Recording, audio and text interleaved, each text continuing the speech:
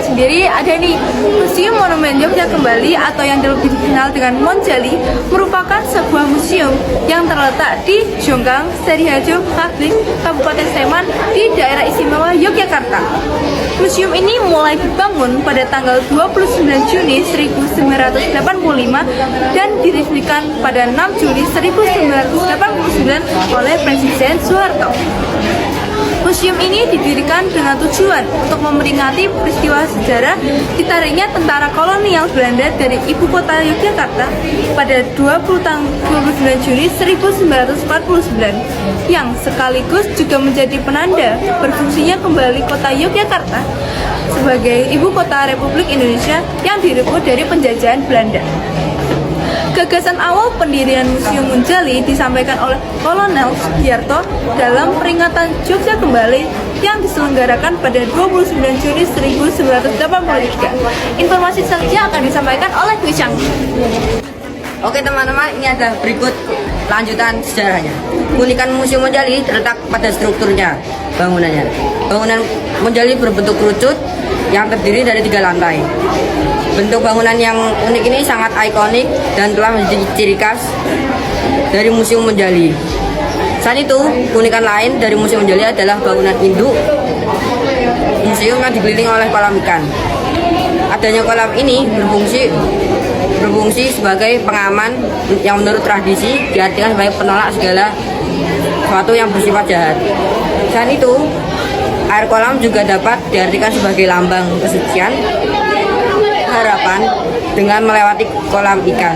Sebelum memasuki bangunan induk, para pengunjung merasa lebih tenang sehingga dapat lebih mudah untuk memahami berbagai ilmu dan suri tauladan dari pahlawan yang didapat selama berkunjung ke Museum Monjali. Selanjutnya, bangunan Monjali terdiri dari 3 lantai, terbagi menjadi lantai 1, lantai 2, dan lantai 3. Lantai 1 terdiri dari 4 museum. Museum 1 berisi koleksi tentang peristiwa sekitar proklamasi kemerdekaan Indonesia. Museum 2 berisi koleksi tentang perang gerilya dengan sistem pertahanan rakyat semesta. Museum 3 berisi koleksi yang berhubungan dengan peristiwa serangan umum 1949. Dan Museum 4 yang berisi koleksi yang berhubungan dengan Yogyakarta sebagai ibu kota negara Republik Indonesia. Lalu, lantai 2 merupakan area yang terdiri dari zona diorama dan relief. Dalam ruang diorama terdapat 10 diorama yang menggambarkan berbagai peristiwa perjuangan mempertahankan kemerdekaan Republik Indonesia di Yogyakarta. Lalu, di area outdoor terdapat 40 relief yang juga menggambarkan berbagai peristiwa perjuangan mempertahankan kemerdekaan Republik Indonesia di Yogyakarta. Lalu, yang terakhir adalah lantai 3 yang diberi nama Ruang Garba. Ruang Garba Graha merupakan ruang hening yang berfungsi sebagai tempat untuk mendoakan arwah para pahlawan yang telah gugur. Nah, udah selesai nih tentang sejarahnya. Nah, sekarang kita bakal keliling di museum yang pertama. Selamat siang teman-teman. Jadi kali ini aku di Museum Monjali nih. Apa aja yang akan aku lakukan hari ini? Ayo ikutin aku.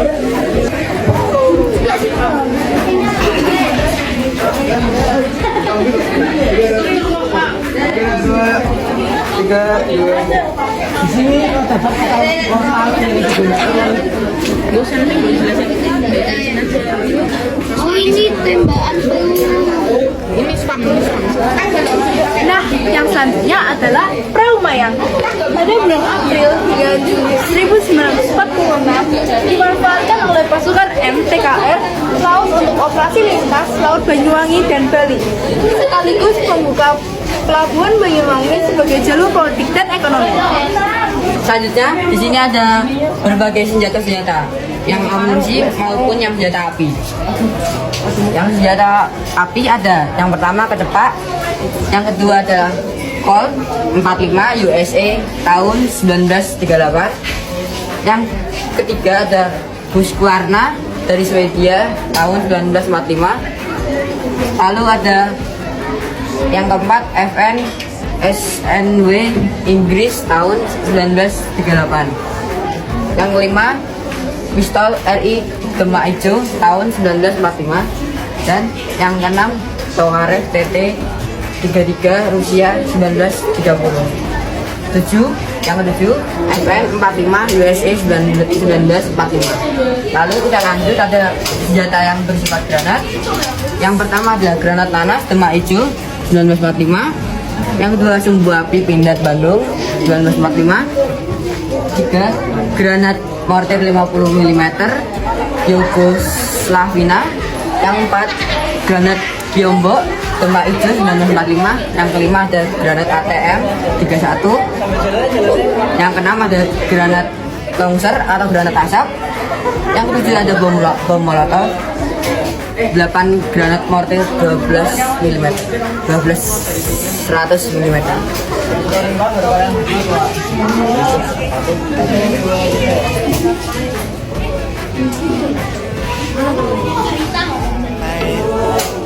Nah, selanjutnya mari kita ke museum yang kedua.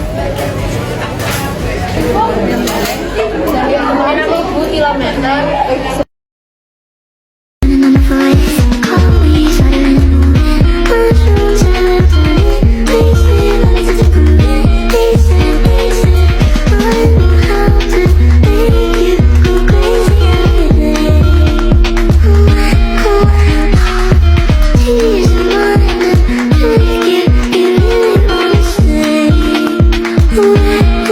Nah, yang pertama ada mesin jahit Singara. Mesin jahit ini adalah penyerahan dari Bapak Marzuki yang merupakan komandan SWK 101 pada 1 Juli 1989. Mesin ini adalah buatan Inggris pada tahun 1928, digunakan untuk membuat serangan TNI menjelang masukan kota Yogyakarta pada 29 Juni 1989.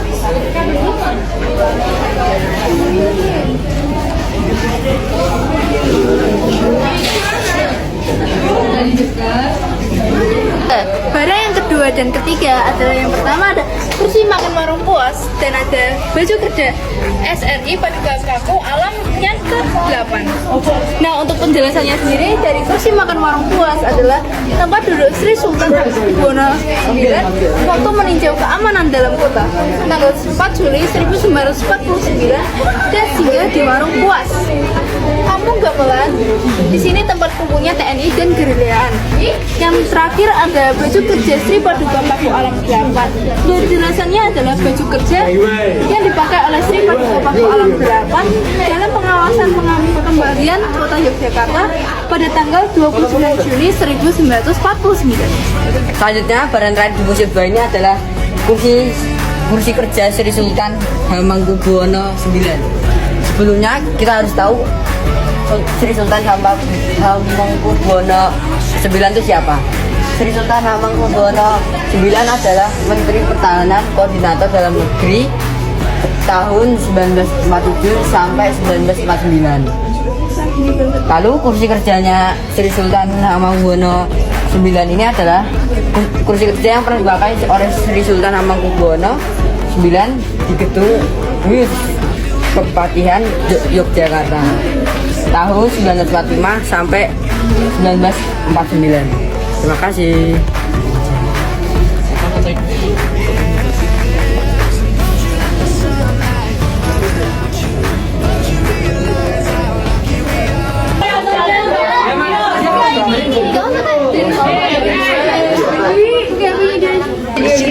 Ini loh, ini nggak kelihatan gambarnya.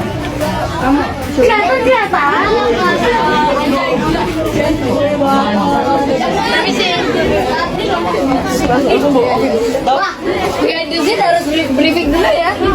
Seperti inilah.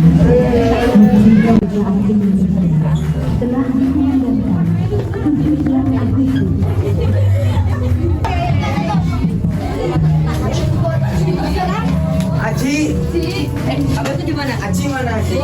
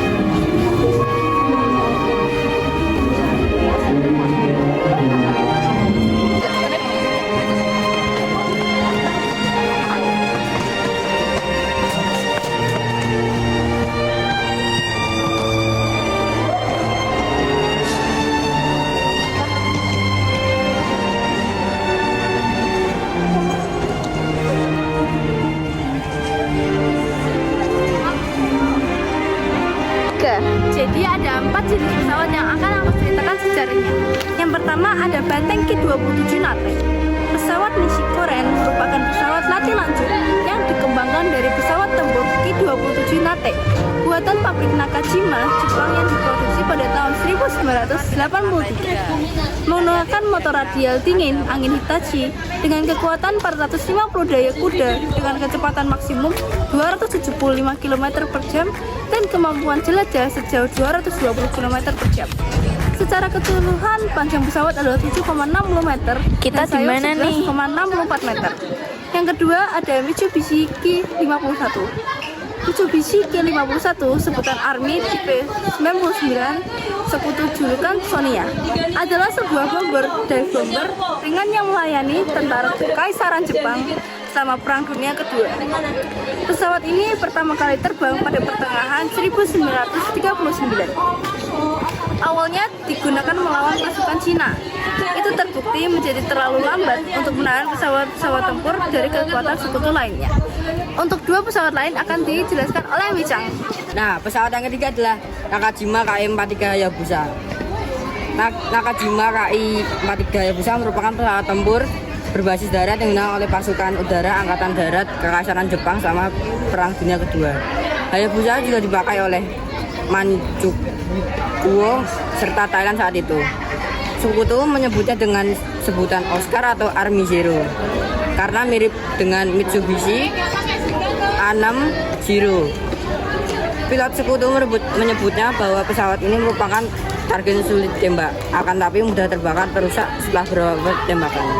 Nah, ini yang keempat, Embraer IMB 314 Super Tucano. Embraer IMB 314 Super Tucano juga disebut ALX atau A29.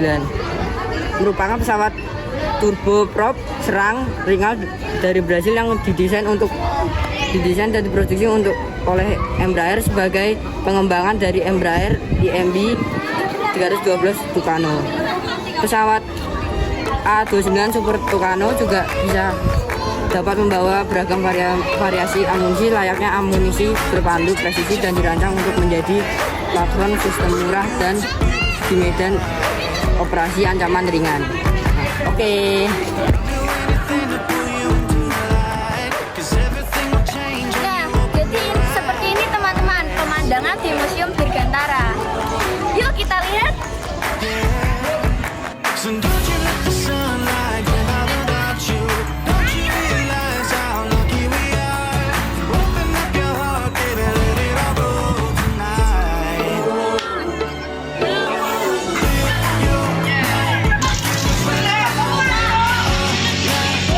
sekarang kita lagi ada di pesawat HS Hawk MK53. Nah, ini data teknisnya. Negara asalnya dari Inggris. Tahun pembuatannya tahun 1980. Jenisnya adalah latih lanjut tempur taktis. Pabrikannya adalah British Aerospace Company. Mesinnya adalah Rolls-Royce Turbonica Ador 857. 857. Rentang sayap 9,38 meter. Tinggi pesawatnya 4,10 meter. Berat kosong 3.628 kg. Anak pesawatnya ada orang. Kecepatan maksimum 1000 km per jam. Kecepatan jelajah 1800 km per jam. Tinggi terbang 15.240 meter.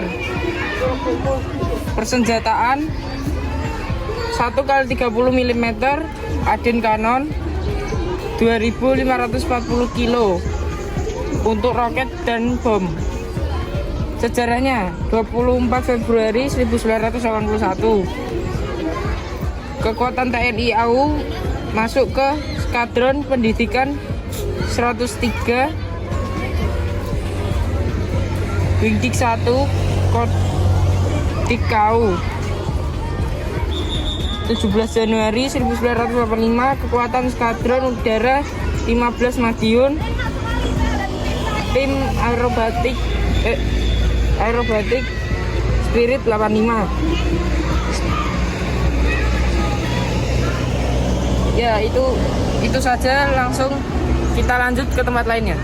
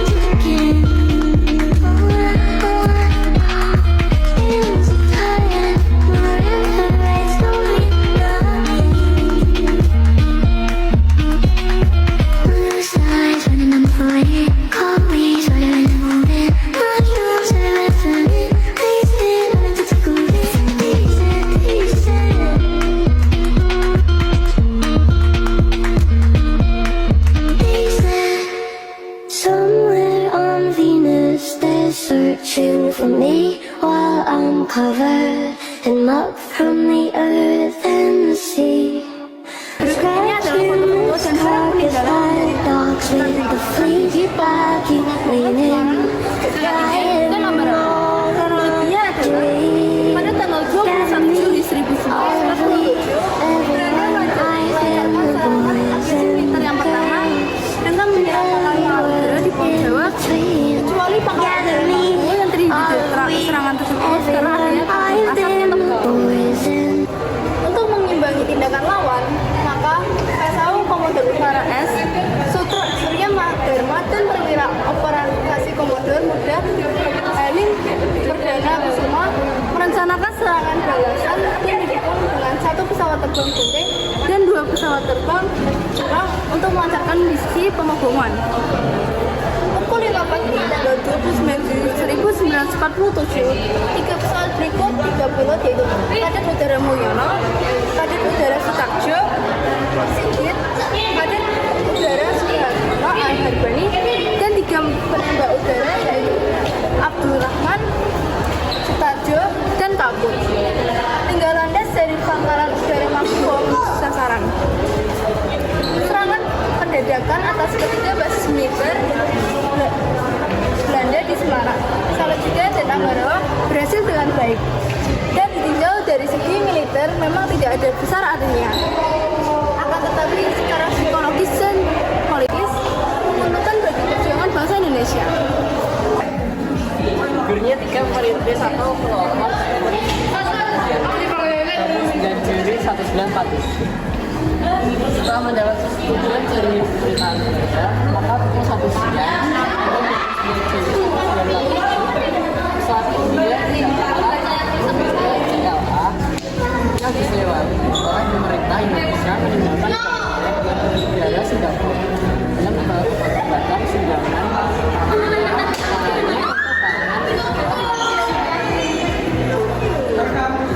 menjadi 2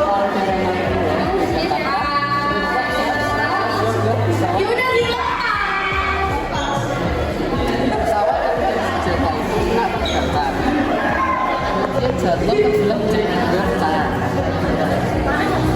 Para korban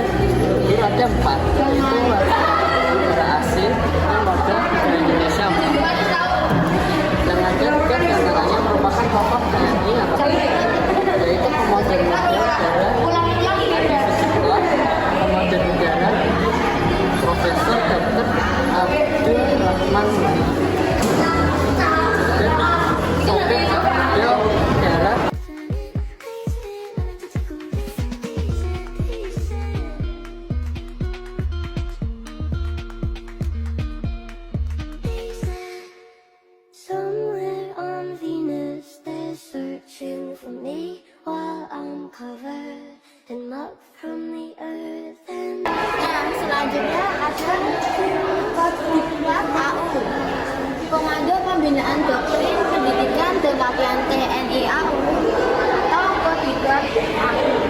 Komando Pembinaan Doktrin Pendidikan dan Latihan TNI Angkatan Udara, disingkat Kodiklat AU, adalah komandan utama pembinaan TNI Angkatan Udara yang berkedudukan langsung di bawah Kepala Staf Angkatan Udara. Kodiklat bertugas menyelenggarakan pendidikan utama, pembentukan, pengembangan, spesialisasi, peralihan, dan pendidikan lain guna meningkatkan mutu personel TNI AU serta menyelenggarakan pengembangan sistem pendidikan, didaktik, metodik pendidikan, dan ilmu pengetahuan kedirgantaraan serta pembinaan potensi dirgantara di lingkungan pembinaan dan jajarannya. Lembaga pendidikan itu bernama Komando Pendidikan TNI Angkatan Udara atau Kodikal. Tonggak sejarah dimulai kegiatan pendidikan di lingkungan Angkatan Udara, khususnya Kodikal, dengan dibukanya sekolah penerbang atau sekbang di Maguwo pada tanggal 15 November 1945 yang dipimpin oleh Komodur Muda Udara Yunus Adisojipto. Sejak saat itulah mulai disiapkan baik bangsa Indonesia untuk menjaga dan menegakkan kedaulatan negara yang kasar. Jadi, selanjutnya setiap tanggal 15 November diperingati sebagai hari ulang tahun Kodikal. Dalam usianya yang menginjak 71, Kodikal berubah nama menjadi Komando Pembinaan Doktrin Pendidikan dan Latihan TNI Angkatan Udara. Kodikal merupakan komando utama pembinaan Angkatan Udara. Kodiklat tidak hanya mengurus bidang pendidikan saja, tetapi juga pembinaan doktrin dan latihan matra udara.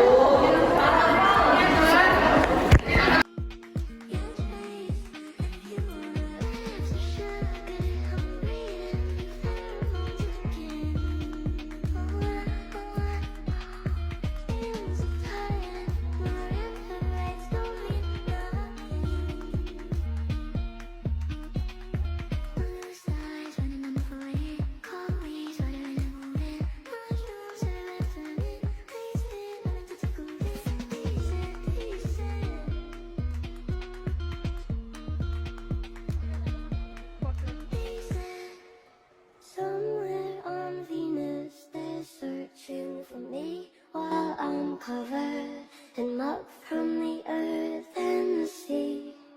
Scratching this carcass like dogs with the fleas. I keep leaning. Nah teman-teman, terima kasih ya sudah menemani kita berkeliling di Museum Monjali dan Museum Dirgantara. Dadah!